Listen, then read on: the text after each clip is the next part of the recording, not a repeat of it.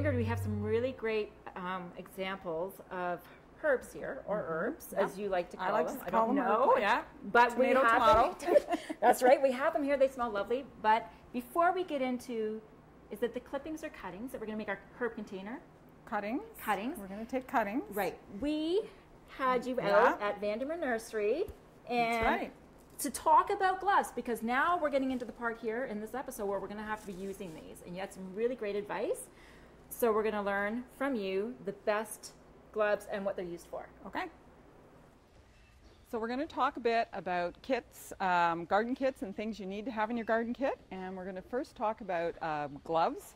It's always great to have a pair of gloves. I like to have gloves that have leather palms on them, as you can see.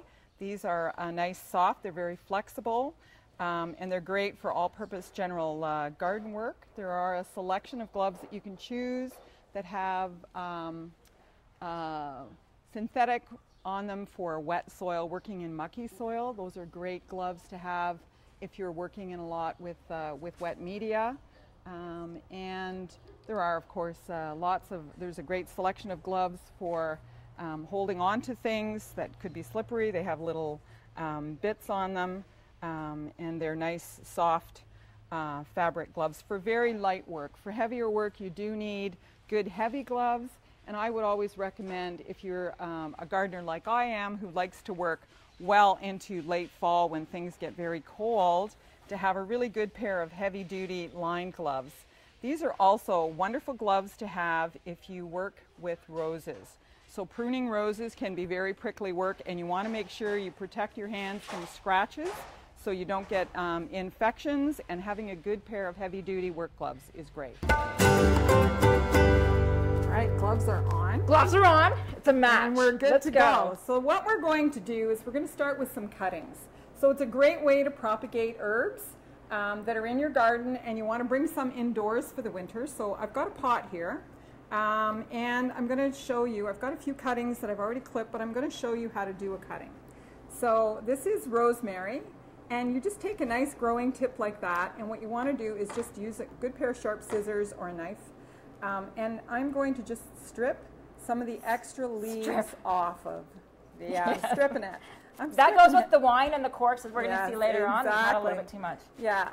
So just want to take off some extra leaves here because the plant has now been separated from its root. You've got a nice cut here. Perfect. And you're going to just insert that like that into your potting mix. And this is? We've got a small cutting here from the oregano plant that we've got over here, and we're going to do the same. We've taken the leaves off. I think that's sage.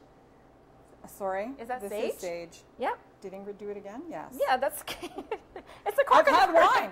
Okay. Can you tell? The important thing here is that we're propagating. Yes, we are. Perfect. So here's a little plant, a little pot. We've got our cuttings in it. We're going to give it a little mist like this.